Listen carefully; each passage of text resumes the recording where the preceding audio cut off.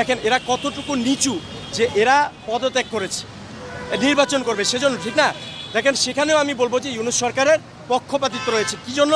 তারা সেখানে শর্ত দিয়ে দিয়েছে, তফসিল ঘোষণা হলে সেই পদত্যাগ কার্যকর হবে। কেন তুমি পদত্যাগ করছো? পদত্যাগ শেষ, তফসিলের সাথে কেন তুমি সম্পর্কিত করছো? তার মানে ওই ক্ষমতার স্বাদটা তারা এক সেকেন্ড আগেও ছাড়তে চায় না। তারা জনগণের জন্য ক্ষমতা ছাড়ে নাই, ক্ষমতায় বসার জন্য ক্ষমতা ছাড়ছে।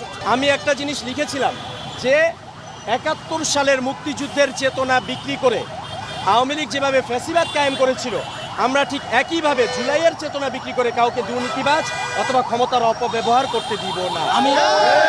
আমি একটু স্পেসিফিকলি জানতে চাই, আপনি বললেন যে দুজন ছাত্র উপদেষ্টা তাদের দুর্নীতি ফাঁস হয়ে গেছে, অনেকে জানে, আপনি একটু দুই একটা তাদের দুর্নীতি, আপনি বলছেন আপনার কাছে অনেক তথ্য আছে, আসলে কি তথ্য আছে তাদের দুর্নীতি? প্রথমত তারা বিভিন্ন জায়গায় ক্ষমতার অপব্যবহার করেছে।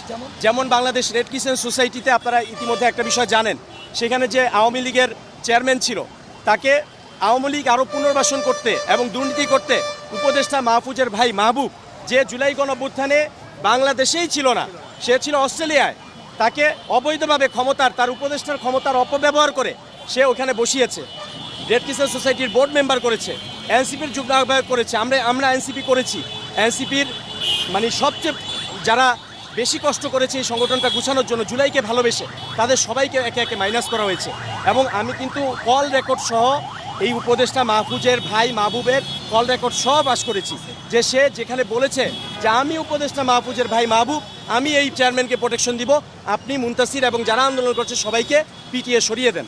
এগুলো কিন্তু আমি কল রেকর্ড ফাঁস করেছি। আসিফের বিরুদ্ধে তো মহা দুর্নীতির অভিযোগ, এগুলা বিএনপির লোকজন, জামাতের লোকজন, দলমত নির্বিশেষে সবাই বলবে যে সে কি দুর্নীতি করেছে। তা এখন এই বিষয়গুলা, এই যে আপনি বলতেছেন যে ভাই দুর্নীতির অভিযোগটা সংবাদ সম্মেলন করে তো দেওয়া সম্ভব না, আমি তো এই জন্যই দাবি জানিয়েছে দুর্নীতি দমন কমিশনের কাজ কি। এই যে যুব অধিকার পরিষদ নামক সংগঠনটি আসিফের দুর্নীতির বিরুদ্ধে দুর্নীতি দমন কমিশনে অভিযোগ দিয়েছিল, তারা কি করেছে? কোনো ফলো আপ করেছে? জুলাই তাহলে কেন হয়েছে? তারা যে অভিযোগ জানিয়েছে আরও ২-৩ মাস আগে, তারা বলতেছে তদন্ত চলছে, সেই আগের একই স্টাইল। এই স্টাইল তো আমরা মেনে নিব না। আমরা একটা নতুন রাজনৈতিক সংগঠন গড়ার চেষ্টা করছি, সেটার নাম হচ্ছে তৃণমূল এনসিপি। কারণ এটা স্পষ্ট বিষয় হচ্ছে, আমরা যারা এনসিপি গঠন করেছিলাম তারা একটা মহান উদ্দেশ্য নিয়ে জুলাইকে ধারণ করে এবং দেশের মানুষকে ভালোবেসে যে সত্যিকার অর্থে একটি বাংলাদেশপন্থী নতুন একটা রাজনৈতিক দল তৈরি হবে। কিন্তু আমরা দেখেছি যে এনসিপিতে ইসলাম বিদ্বেষী যারা আছে, বামপন্থী আমি বলবো না, বামপন্থী অনেক ভাই ব্রাদার আমার আছে, কিন্তু ইসলাম বিদ্বেষী এবং সমকামীদের সাপোর্টার এবং বিভিন্ন অন্যায় যারা করে সেই রকম লোকজনকে ওই জায়গায় পাওয়ারফুল জায়গায় বসিয়ে রাখা হয়েছে। যারা জুলাইকে ধারণ করে তাদেরকে সব জায়গা থেকে মাইনাস করা হয়েছে।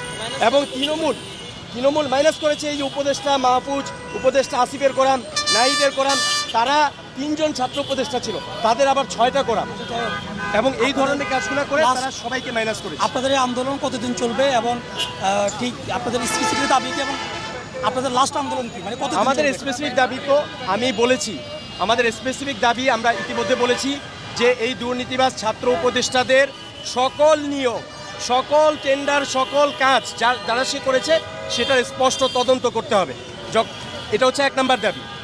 এবং তাদেরকে কোনোভাবেই যাতে এই জাতীয় নির্বাচনে, তারা যেহেতু উপদেষ্টা এই সরকারের অংশ ছিল, এই সরকারের অধীনে তারা কোনোভাবেই নৈতিকভাবে এই নির্বাচনে অংশগ্রহণ করতে পারে না, করার কোনো সুযোগ নাই। যদি ডক্টর ইউনূস, আমরা তাকে সম্মান করে তাকে বসিয়েছি, কিন্তু সে যদি পক্ষপাতিত্ব করে, সে যদি কাউকে এক্সট্রা সুযোগ দেয়, এই জুলাইয়ের গাদ্দারদেরকে সুযোগ দেয়, তাহলে বাংলাদেশের মানুষ অবশ্যই প্রতিহত করবে।